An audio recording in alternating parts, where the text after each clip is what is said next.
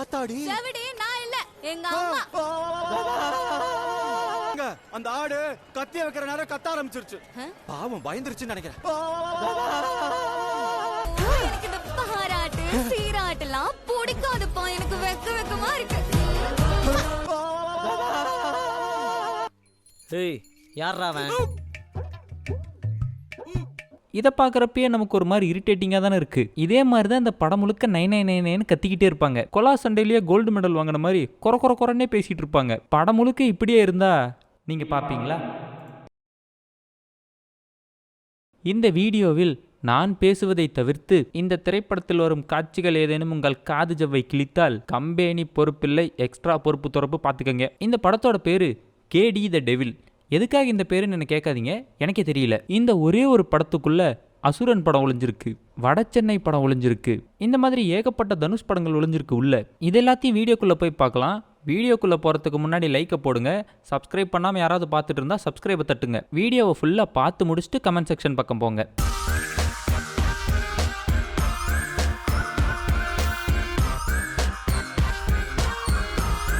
வருஷம் 1980. ஒருத்தர் ஆட்டோல ஒரு பிள்ளைங்களோட இருக்காரு. அந்த ஆட்டோவை லாரி விட்டு ஏத்துது. பிசிக்ஸ்கோ ஜியோகிராபிக்கோ இங்க எந்த இடமும் கிடையாது. அந்த லாரி எதுக்குள்ள பூந்து வந்து முட்டுச்சுன்னு யாருக்கும் தெரியல. அப்படியே கொஞ்சம் தூரம் கேமரா டிராவல் ஆகி போனா சில பைத்தியக்காரனுங்க பாறை மேல உட்காந்து பஜனை பாடிட்டு இருக்கானுங்க. அவனுங்களை வந்துட்டு யாரோ சொல்றாங்க. டப்பன்னு எங்கெங்கேயும் சுட்டுட்டு இருக்கானுங்க. டப்புன்னு காட்டுக்குள்ள ஒரு வீடு, வீட்டுக்குள்ள ஃபுல்லா போலீஸ். ஃபங்க்ஷனை நிறுத்திட்டு எல்லாத்தையும் வெளியே அனுப்பிட்டு இருக்காங்க. என்னப்பா போலீஸ்கார், என்னாச்சு? உங்க பேட்ச் சேர்ந்த ஜலபதி, ரவீந்தர், ரமேஷ், பீமன் இவங்க 4 பேரையும் கொலை பண்ணிருக்காங்க.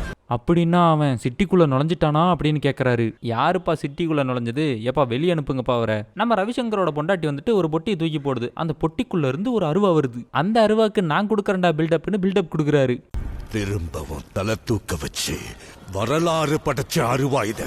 சாரிப்பா, நான் ஹிஸ்டரியில மார்க் ரொம்ப கம்மி. சரி, இப்போ இந்த வரலாறை யார் சொல்லுவா? தம்பி, அதுக்கு தான்ப்பா நான் இந்த படத்தில் இருக்கேன். நானே சொல்கிறேன். தேவான்னு ஒருத்தன் குஸ்திக்கார பையன். குஸ்தி போடுறது தான் அவன் பொழப்பு. அதை தாண்டி அவனுக்கு இன்னொரு பொழப்பு இருக்கு. அவன் தான் இந்த படத்தோட வில்லன்.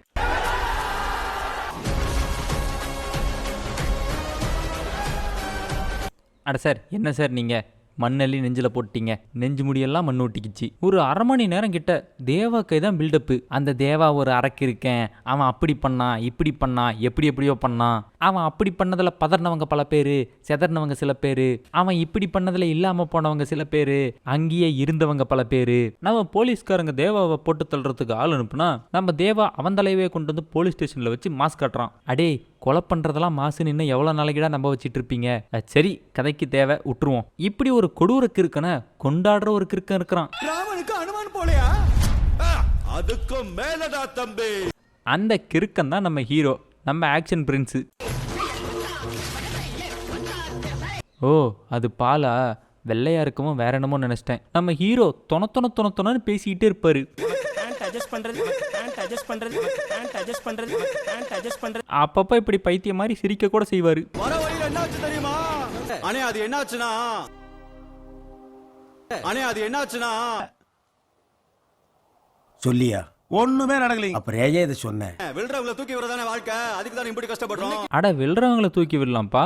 மூணு சூத்தல் நிக்காத ஃபேண்ட் அவன் தூக்கி விடணும்.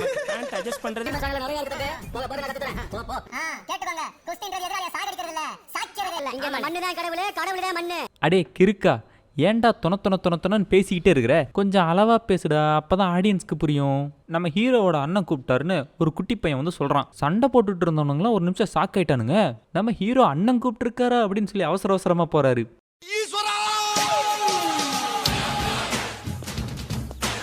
அட, என்னப்பா சர்க்கஸ் பண்ணிட்டு இருக்காரு? ஐயோ, இது கவர்ச்சி. இதில் நம்ம ஹீரோவோட ஆக்டிங்கை பார்க்குறப்பதான் நீங்களே பாருங்க சார் அந்த கன்றாவிய. ஸ்கூலுக்கு போயிருந்தா கொஞ்சமாவது அறிவு வளர்ந்துருக்கும். சரி, அவ்வளோதான், இன்ட்ரோடக்ஷன்லாம் முடிஞ்சிருச்சு. இதுக்கப்புறம் கதைக்குள்ளே போவாங்கன்னு பார்த்தா இன்னொரு இன்ட்ரோடக்ஷன். மேல உட்காந்துக்கிட்டு மேனாமணிக்கு ஜாலம் காட்டாத. யாரா இவனுங்க இன்ட்ரோடக்ஷனை மட்டுமே 30 நிமிஷத்துக்கு ஓட்டிட்டு இருக்கானுங்க. கதைக்குள்ள எப்படா போவீங்க?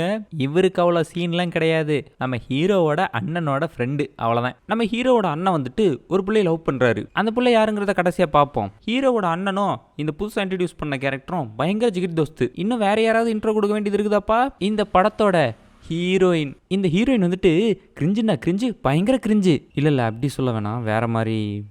பஜாரினா பஜாரி, பரம்பரை பஜாரி. இல்லை அப்படியும் சொல்ல வேணாம். லூசுன்னா லூசு, டைட் பண்ண முடியாத அளவுக்கு லூசு. இல்லை இதெல்லாம் இதுக்கு பத்தாது. அது வாயை திறந்து பேசுனுச்சுன்னா நீங்களே ஒரு முடிவுக்கு வந்துடுவீங்க அது எப்படிப்பட்ட கேரக்டர்னு. நான் வந்தது உனக்கு வலிக்குதா?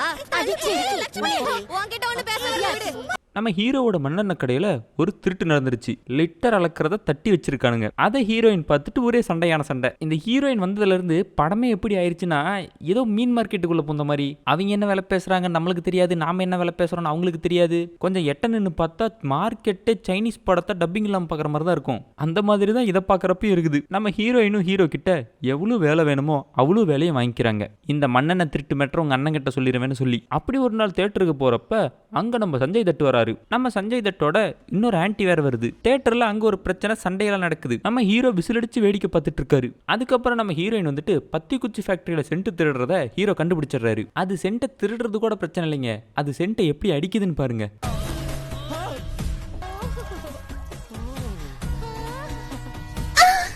இப்ப நம்ம ஹீரோ சொல்றதெல்லாம் ஹீரோயின் செய்யணும்.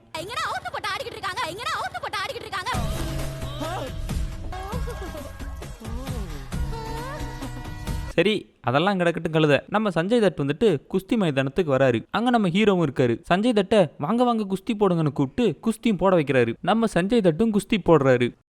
அறியாத புள்ளனா நான் பால் குடிச்சிட்டு இருக்கேனா? நானும் ஆட்டக்காரன் தான். அண்ணே தப்பு ஆடுறாரு. டச் அவருக்கு மறந்துருச்சு. அப்படியா? வாடா தம்பி நீ என் கூட வந்து குஸ்தி போடுங்கிறாரு. அண்ணா என் கூட வாடா. குஸ்தியை போட்டு நம்ம சஞ்சய் தட்டியை சாச்சிட்றாப்ல. அப்புறம் ஊர் முழுக்க போயிட்டு நான் தான் தேவாவை குஸ்தியில தோக்கடிச்சேன்னு பீத்திட்டு இருக்காரு. அப்புறம் நம்ம ரவிசங்கர் வந்துட்டு ஹீரோ கூப்பிட்டு இருக்காரு. தம்பி இங்க வாப்பா, நீ தான் அவனை குஸ்தியில தோக்கடிச்ச, அப்ப உன்னால தான் அவனை கொல்ல முடியும், குன்று. நம்ம ஹீரோ முடியவே முடியாதுன்றாரு. உடனே கதை கேட்டுட்டு இருந்த போலீஸ்கார் காண்டாயிடுறாப்ல. கதை நல்லா இல்லைன்னு காண்டானா? இல்ல, அவன் ஏதோ பைரவன் ஒருத்தனை பத்தி பேசிட்டு இருக்கான். இப்ப காளியை பத்தின கதையில பைரவன் எதுக்கு வந்தான்? அடா அவன் ட்ரெயின்ல கக்கூஸ் போக வந்திருப்பான். சொல்றத கேளியா? நம்ம காளிக்கும் பைரவனுக்கும் ஏதோ ரத்த சம்பந்தம் இருக்குதான். பைரவன் ஒரு புது கேரக்டர் ஃபேஸை கட்டாம வச்சிருக்காங்க. அட இந்த கருமத்துக்கு நான் சஸ்பென்ஸ்லாம் வச்சிட்டு இருக்க மாட்டேன்ப்பா, அது நம்ம சுதீப்பு தான். சரி இன்டர்மிஷன் போறதுக்காக கதைக்கு நடுவில் குழப்பி கண்டதை பண்ணிட்டீங்களா? இப்ப மறுபடியும் படத்துக்குள்ள போலாம். நம்ம சஞ்சய் தட் வந்துட்டு அரசியல நிக்கிறாரு. அதுக்கு நம்ம ஹீரோவோட அண்ணனோட ஃப்ரெண்டை வந்துட்டு மிரட்டுறாரு. இந்தாடா இந்த பணத்தெல்லாம் எடுத்துக்கிட்டு அரசியலை விட்டு விலகிரு. நம்ம ஹீரோ என்னதான் ஒரிஜினலா அவங்க அண்ணனுக்கு தம்பியா இருந்தாலும் நம்ம ஹீரோ தேவாவோட தம்பிங்கிறத சொல்லாம சொல்லுது இந்த பேனர். தனுஷ தம்பியா இருப்பேன். தனுஷ் தேவாவோட நோட்டீஸ் எல்லாத்துலேயும் நம்ம காளியோட மகன் தான். அதை பிடிக்காத ஒருத்தன் காளிக்கிட்டேயே மண்ணெண்ணை வாங்கி ஃபோட்டோகிராஃபரை கொளுத்திடுறான். அதில் பயந்து போன தேவா வந்துட்டு நமக்கு இந்த அரசியல்லாம் வேணாமனே அப்படின்னு பேசுறாப்ல. அப்புறம் நம்ம தேவாவோட ஆளுங்க சும்மா இல்லாமல் போயிட்டு ஹீரோயின் கிட்டையும் வம்பிழுக்கிறானுங்க. முதல்ல நம்ம ஹீரோ வந்துட்டு அதெல்லாம் வேணாமா, நம்மளாம் போய் சண்டையெல்லாம் போடக்கூடாது அப்படின்னு பம்பி பேசுறாரு. மறுபடியும் நம்ம தேவாவோட ஆளுங்க வந்துட்டு ஹீரோயினோட முடியை அத்துட்டு போயிடுறானுங்க. முடியை அறுத்துக்கிட்டு போய் என்ன பண்ணுவான் அவன்? இதை வச்சுக்கிட்டு என்ன ஆட்டம் ஆட்டினா? பொம்பளைங்க ஜடைய தூக்கி முன்னாடி போட்டா தொப்புளுக்கு கீழே தொங்கணும். நம்ம ஹீரோ காண்டாய் தேவாவோட வீட்டுக்கே போயிடுறாரு. வழியில வந்து மறிக்கிறவனுங்க எல்லாத்தையுமே புட்டிச்சு அடிச்சுட்டு போய்கிட்டே இருக்கிறாரு. போயிட்டானே இதான் நான் கட்டிக்க போற பொண்ணுனே வந்து ரகலை பண்றாங்க, கொஞ்சம் கண்டிச்சு வைங்கன்னு சொல்றாப்ல. தம்பி காளி இங்க வாப்பா, இன்னும் 24 மணி நேரத்துல. எப்படி 24 மணி நேரத்துல உன் அண்ணன் உன் தங்கச்சி எல்லாத்தையும் போட்டு தள்ளிடுவேன், முடிஞ்சா போய் காப்பாத்திக்க. போயிட்டு தேவாவோட பொண்டாட்டிக்கிட்டையும் கெஞ்சி பாக்குறாரு.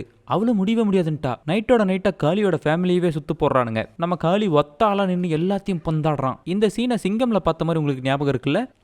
Policeman with family without a weapon.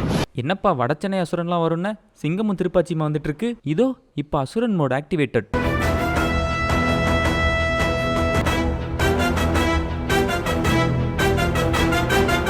இவனுங்கெல்லாம் கொண்டு முடிச்சுட்டு ஹீரோ போயிட்டு நம்ம சஞ்சய் தட்டோட ஹெட்டையும் அந்த தலையை எடுத்துக்கிட்டு அருவாலை பிடிச்சிக்கிட்டு தேவர் மகன்ல வர கமலஹாசன் நினைச்சு பேசிட்டு வராப்ல. அப்புறம் தேவாவோட தலையை தேவாவோட பொண்டாட்டி வந்து வாங்கிட்டு போய் தேவாவை கொன்னவனை கொல்றவனுக்கு நான் தேவதாசியா இருக்க தயாருங்கிறாங்க. வடச்சென்னை வந்துருச்சா? எல்லாம் என்ன தேவா பொண்டாட்டி நினைச்சிட்டு இருக்கிறீங்களா? தேவதாசிடா நானு. அப்புறம் தேவாவோட பொண்டாட்டியை கட்டிக்கிறது யாருன்னு தெரியுமா? நம்ம ஹீரோவோட அண்ணன். என்ன சொல்றீங்க சாமி? அப்ப அவன் நெஞ்சில பச்சை குத்தி இருந்த பொண்ணு இதுதான். தேவா மாதிரி ஒரு ஆளு கையில இருந்ததுனால தொட முடியல. இப்ப தேவா செத்துட்டதுனால